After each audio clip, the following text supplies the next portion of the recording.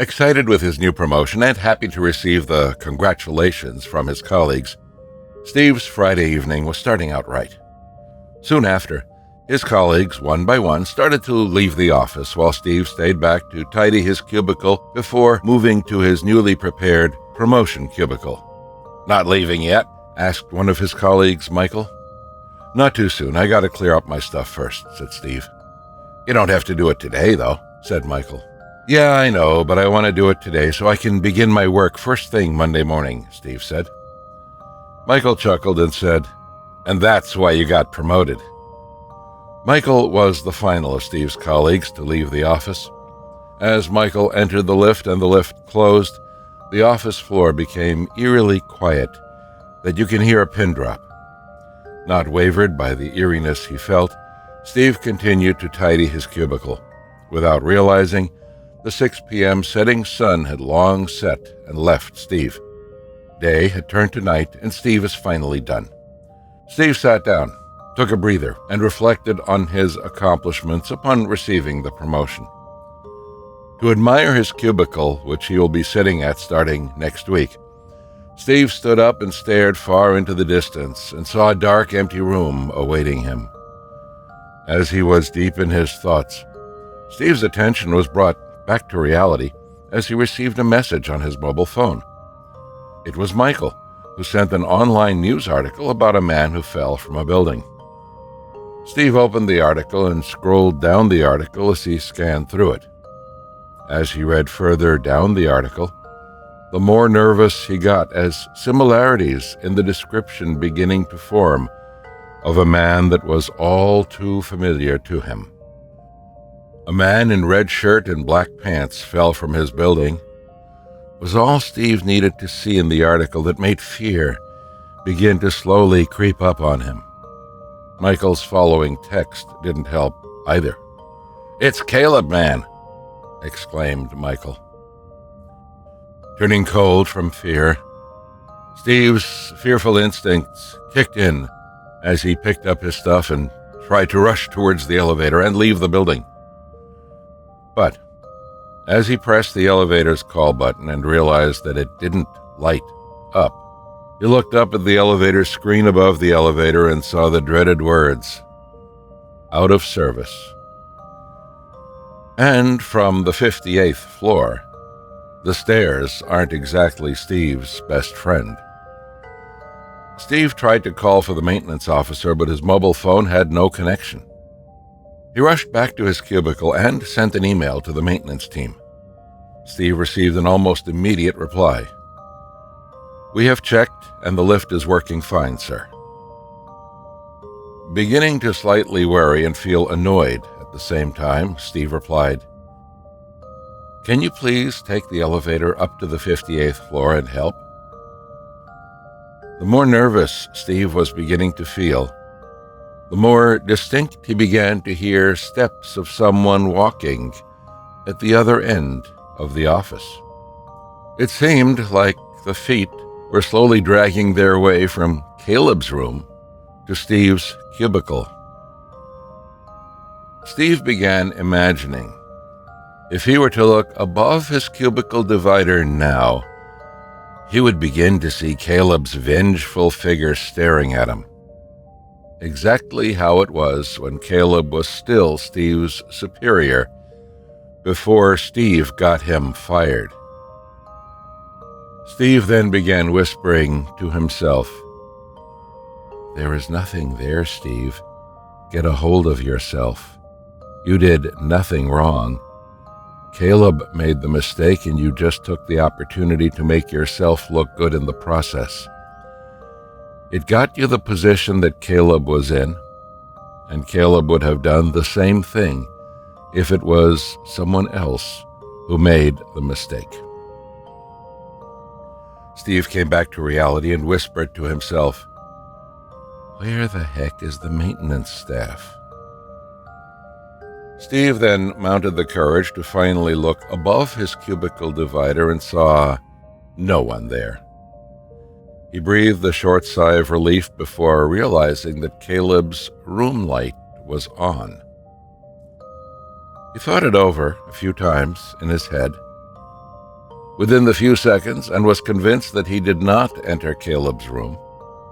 So there's no way that he had turned on the light. As he was about to end his thoughts about the lights and brush it off, Steve's office phone suddenly rang. It was the maintenance officer. "Hi, Mr. Steve. I tried going up to the 58th floor, but the elevator just won't stop on your level. There might have been a technical issue. I'm really sorry, but can you come down to the 57th floor to try to use the elevator from there?" Irritated, Steve responded, "There's no way that I can do that. You should know that the security protocols would require us to tap our access card to exit the staircase area to enter any of the levels.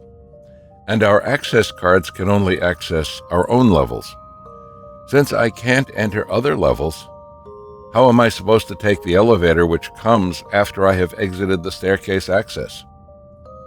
"Okay, don't worry, sir. One of our officers will be up there shortly to help you gain access," replied the maintenance officer. Feeling a little more relieved after having a phone call with another person, Steve was calm again and went to turn off the lights in Caleb's office. As he strolled back to his cubicle, the phone rang again. "Yes," said Steve, sounding annoyed, expecting it to be the maintenance officer again. But all he heard was soft breathing sounds at a slow pace. The breathing slowly got faster and faster. Semi-afraid, but also thinking that it might be a prank by the maintenance officer, Steve asked, sounding annoyed, "Who is this? Can you just get up here? What's taking you so long?" The anger turned to fear again as the breathing on the other end of the phone line stopped. Then the voice said faintly, "Why, Steve." The sad but creepy and familiar voice got Steve's fearful instinct kicked into overdrive as he ran towards the stairwell and down to the 57th story, unsure of what to do next, as he stood there, panting and thinking, what was that? To calm himself down, Steve kept repeatedly whispering to himself, "It was a prank." Slightly calmer, Steve just gave it a shot and tried to tap his access card on the 57th floor, but as expected, the door won't open. As Steve raced back and forth in front of the staircase exit, he thought about going down the stairs all the way to the first floor. But he was conflicted and thought, what if the first floor door is locked? Should I climb the stairs back to the 58th floor? Steve eventually went back up to the 58th floor and saw a faint shadow at the other end of the floor. As his thoughts began to gather, his fear began to rise again, this time much stronger than it was earlier. Spiky hair, the plump body frame, the faint but obvious enough red-colored shirt resembled a familiar figure, seemingly walking slowly back and forth on the other end of the room, but showing no intent to approach Steve. Steve slowly approached the figure. A quick glimpse of light from outside the window glanced in towards the figure. The light shone on the figure's face, and to his seeming relief, it was one of the maintenance officers. Now confident, Steve began to immediately speed up his walking pace and approach the maintenance officer. As he took his first couple of sped-up steps, he felt a hard pull on his shoulders. Steve immediately turned. His jaw instinctively opened, his body froze as his physical being tried to scream. He tried, but his voice just wouldn't come out. Chilled to the bones, feeling his body tremble but no longer able to have any control over his physical being anymore, Steve saw a familiar face, a bloodied face of Caleb, his ex-coworker that ended his own life after Steve stepped on him while aiming for his place. All Steve remembered next was lights flashing across his eyes as he collapsed. Steve woke up in the hospital the next day and tried recalling every bit of what happened. Steve slowly recovered as days went by, and after briefly considering his position, Steve tendered his resignation. It was a price he very quickly realized was too much for him to pay. How about you?